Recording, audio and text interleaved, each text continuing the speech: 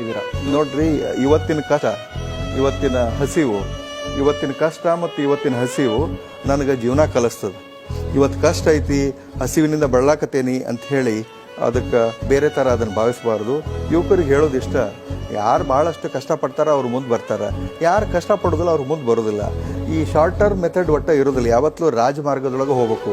ದೊಡ್ಡ ದೊಡ್ಡ ಊರಿಗೆ ಹೋಗ್ಬೇಕಂದ್ರೆ, ದೊಡ್ಡ ದೊಡ್ಡ ಮಹಲ್ಗಳಿಗೆ ಹೋಗ್ಬೇಕಂದ್ರೆ, ದೊಡ್ಡ ದೊಡ್ಡ ಅರಮನೆಗೆ ಹೋಗ್ಬೇಕಂದ್ರೆ ಅಲ್ಲಿ ಕಂಟಿದಾರಿ ಮುಳ್ದಾರಿ ಇರೋದಿಲ್ಲ. ರಾಜಮಾರ್ಗದೊಳಗೆ ನಡೆದು ಹೋಗ್ಬೇಕು. ಶಾರ್ಟ್ಕಟ್ ಏನೂ ಇರೋದಿಲ್ಲ.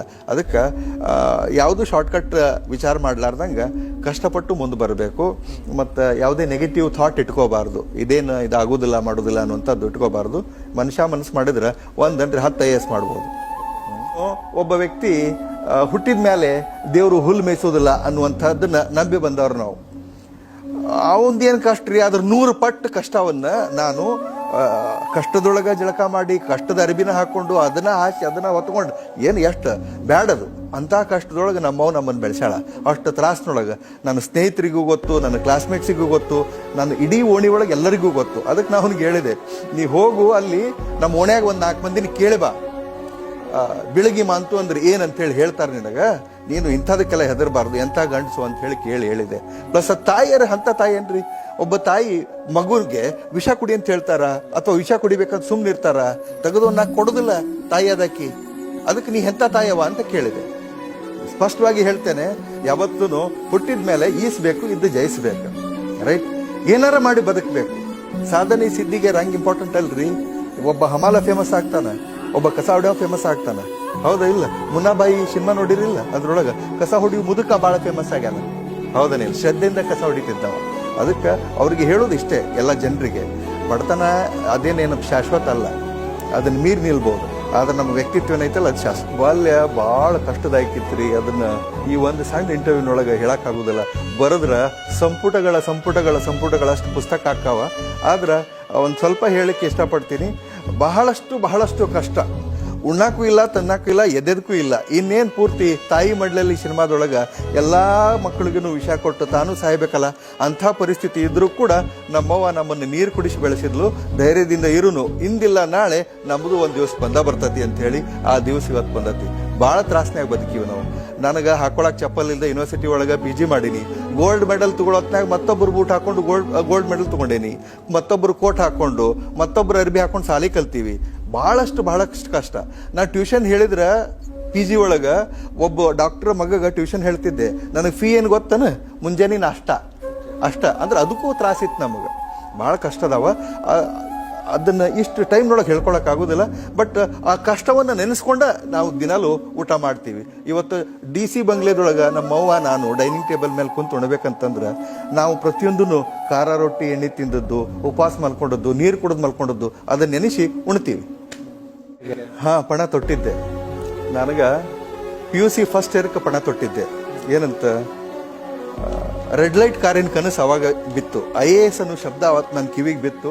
ಅವತ್ತಿಲಿಂದ ಇವತ್ತಿನ ತನ ಬಿಟ್ಟು ಬಿಡದ ಬಹಳಷ್ಟು ಶ್ರದ್ಧೆಯಿಂದ ಪ್ರಾಮಾಣಿಕವಾಗಿ ಅದರ ಬೆನ್ನು ಹತ್ತಿದೆ. ಅದನ್ನು ಹಿಡ್ಕೊಂಡೇನಿ, ಸಾಕ್ಷಾತ್ಕಾರ ಮಾಡೀನಿ. ಪಣ ಅಲ್ಲ. ನಾನು ಎಲ್ಲ ವಿದ್ಯಾರ್ಥಿಗಳಿಗೆ ನಾನು ಹೇಳ್ತಾರೆ ಏನಂದ್ರೆ ಛಲ ಅಂತ. ಅದೇನು ಬಸವಣ್ಣನ ಛಲ ಅಂತ ಹೇಳ್ತಾರಲ್ಲ, ಛಲ ಬೇಕು ಶರಣಂಗೆ ಅಂತ ಹೇಳಿ.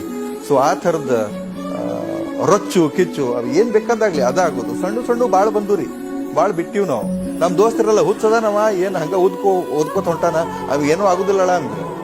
ನಾ ಇವತ್ತಿದಾಗೇನಿ ನಮ್ಮ ದೋಸ್ತರೆಲ್ಲ ಸೆಲೆಬ್ರೇಟ್ ಮಾಡಿ ನನಗೆ ನಮ್ಮ ರಾಮದುರ್ಗದೊಳಗೆ ಎಂಥ ದೊಡ್ಡ ಕಾರ್ಯಕ್ರಮ ಮಾಡಿ ನನಗೆ ಸನ್ಮಾನ ಮಾಡಿದ್ರು. ನಿಮಗೆ ಯಾವ ವಯಸ್ಸಿನಾಗ ಅನಿಸ್ತು ಸರ್ ನಾನು ಈ ಥರ PUC ಫಸ್ಟ್ ಇಯರ್ ಇದ್ದಾಗ? ಮ್ಯಾಟ್ರಿಕ್ ಮುಗಿಸಿ ಫಸ್ಟ್ ಇಯರ್ ಜಾಯ್ನ್ ಆದ್ನಲ್ಲ, ಅವಾಗ ನಮ್ಮ ಸರ್, ನಾನು ಸೈನ್ಸ್ಗೆ ಹಚ್ಚಿದ್ದೀನಿ ರೀ. ಫಸ್ಟ್ ಕ್ಲಾಸ್ ಆದ್ಮೇಲೆ ಸೈನ್ಸ್ಗೆ ಹಚ್ಬಿಡುದು.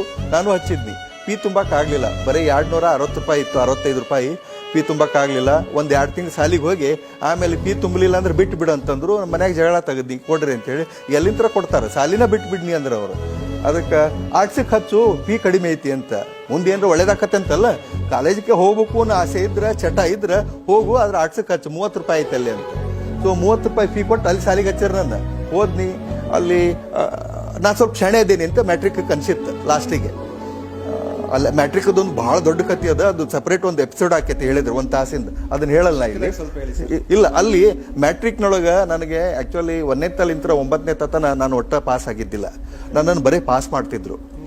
ಅಷ್ಟು ದಡ್ಡ ಇದ್ದೆ, ಮತ್ತು ನಾ ದಡ್ಡ ಅಂತ ಒಪ್ಕೊಂಡಿದ್ದೆ. ಆದ್ರೆ ಒಂದು ಇವೆಂಟ್ನೊಳಗೆ ನಮ್ಮ ಎಲ್ಲ ಸ್ನೇಹಿತರು ಒಂದ್ಸಲ 6 ತಿಂಗಳ ಪರೀಕ್ಷೆ ಸಮೀಪ ಬಂದಾಗ ನೀ ಎಷ್ಟು ತಾಸು ಓದ್ತಿಲೆ ನಿಂದು ಎಷ್ಟಲೆ ಅಂತ ಚರ್ಚೆ ಮಾಡಾಕತ್ತಿದ್ವಿ ನಾವು. ಅವಾಗ ಒಬ್ಬ 12 ತಾಸಂದ, ಒಬ್ಬ 16 ತಾಸಂದ, ಹಿಂಗೆ ಎಲ್ಲರೂ ಹೇಳ್ಕೊತ ಒಬ್ಬೊಬ್ರು ಒಂದೊಂದು ಹೇಳಾಕತ್ತಿದ್ರ. ಒಬ್ಬ ಕೇಳಿ ನಿನ್ಲೆ ಅಂತ ನಾನು ಕೇಳ್ದ. ನಾನು ಒಂದು 8 ತಾಸು ಹೇಳ್ಬೇಕಂತ ಆಸೆ ಇತ್ತು. ನಾನು ಬಾಯಿ ಬಿಡ್ಕೊಡ್ದ, ಅವೆಲ್ಲೇ ಬರೀ ಗುಂಡ ಆಡ್ತಾನ, ಚಾಪ ಆಡ್ತಾನ, ಒಟ್ಟ ಆಡ್ತಾನ, ಉಡಾಳ್ಗಿರಿ ಮಾಡ್ತಾನ, ಅವಾಗ ಅಭ್ಯಾಸ ಮಾಡ್ತಾನ ಅಂತೇಳಿ ಅವ ಅಂದ. ಅನ್ನೋರೊಳಗೆ ಎಲ್ಲ ದೋಸ್ತರು ಹೋ ಅಂತ ನಕ್ಬಿಟ್ರು. ಅವತ್ತ ನನಗೆ ಹೃದಯಕ್ಕೆ ಇಂಜೆಕ್ಷನ್ ಮಾಡಿದಂಗಲ್ಲ, ಚೂರಿ ಹಾಕಿದಂಗೆ, ದೊಡ್ಡ ಹಾರಿ ಹಾಕಿದಂಗೆ, ಅಷ್ಟು ಕೆಟ್ಟ ಇದು ಇನ್ಸಲ್ಟ್ ಆಯ್ತು. ಭಾಳ ಅಂದ್ರೆ ಭಾಳ ಮನ್ಸಿಗೆ ಹಚ್ಕೊಂಡು ಅವತ್ತು ರಾತ್ರಿ ಎಲ್ಲ ಊಟನ ಮಾಡಲಿಲ್ಲ. ಏನಾಗೈತಿ ಅಂತ ನಮಗೆ ಕೇಳಿಳು, ಎಲ್ಲರೂ ಕೇಳಿದ್ರು, ಏನು ಹೇಳಿಲ್ಲ.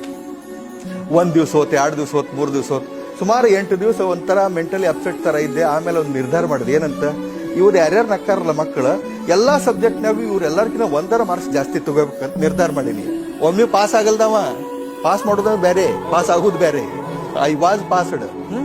ಸೊ ಅವತ್ತು ನಿರ್ಧಾರ ಮಾಡಿ ಯಾರು ನನ್ನ ನೋಡಿ ನಕ್ಕಿದ್ರಲ್ಲ, ಯಾರು ನಮ್ಮ ದೋಸ್ತರಿದ್ರಲ್ಲ, ಅವ್ರ ಕಡೆನ ಕೋಚಿಂಗ್ ತೊಗೊಂಡು ಅವ್ರದ ಬುಕ್ಸ್, ಗೈಡ್ಸ್, ನೋಟ್ಸ್ ಇಸ್ಕೊಂಡು ಒಂದೊಂದು ಅಭ್ಯಾಸ ಮಾಡ್ಕೊತ.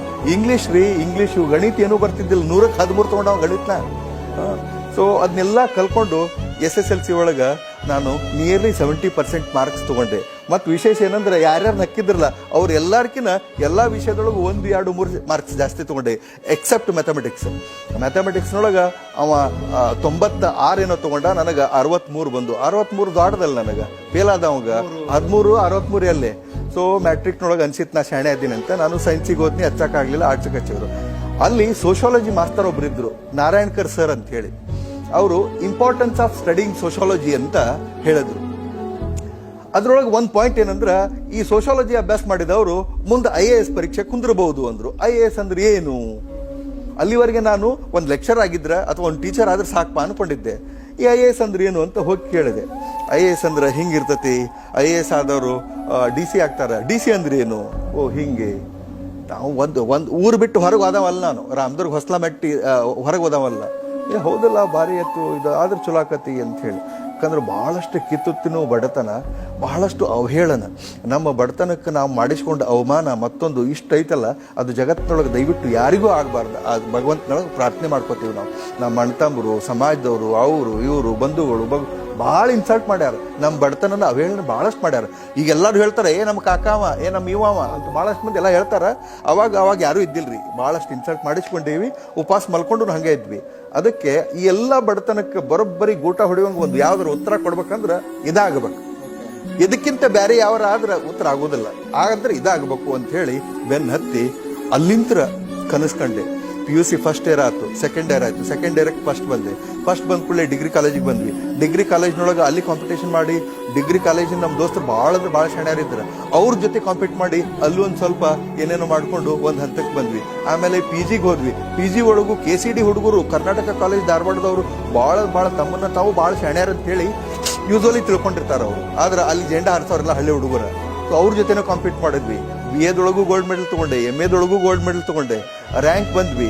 ಅದಾದ್ಮೇಲೆ ಒಂದು ಕಡೆಗೆ ಲೆಕ್ಚರ್ ಅಂತ ಶುರು ಮಾಡಿದ್ವಿ. ನನ್ನ ಜರ್ನಿ ಭಾಳಷ್ಟು ವಂಡರ್ಫುಲ್ ಜರ್ನಿ, ಅದನ್ನು ಕಂಟಿನ್ಯೂಸ್ ಆಗಿ. ಬಟ್ ಈ ಜರ್ನಿ ಒಳಗೆ ಆ ರೆಡ್ ಲೈಟ್ ಕಾರಿನ ಕನಸು ಒಟ್ಟ ಮರ್ತಿದ್ದಿಲ್ಲ. I tried to come at least 1 inch near that red light car every year. ಪ್ರತಿ ವರ್ಷ ಇಷ್ಟಿಷ್ಟರ ಸಮೀಪ ಬರ್ಕೋತ ಈ ಹಂತಕ್ಕೆ ಬಂದೀನಿ. ಇನ್ನು 15 ವರ್ಷ ಸರ್ವಿಸ್ ಐತಿ. ಆ ಸರ್ವಿಸ್ನೊಳಗೆ ಜನರಿಗೆ ಮತ್ತು ಸಮಾಜಕ್ಕೆ, ಬಂಧು ಬಳಗಕ್ಕೆ, ಯಾರ್ಯಾರಿಗೆ ಏನೇನು ಒಳ್ಳೇದು ಮಾಡ್ಬೇಕಲ್ಲ ಅಷ್ಟೂ ಮಾಡಿ ಹೋಗ್ಬೇಕು ಅಂತ ಖುಷಿ ಅನಿಸ್ತತಿ ಈಗಿನ ಪೊಸಿಷನ್.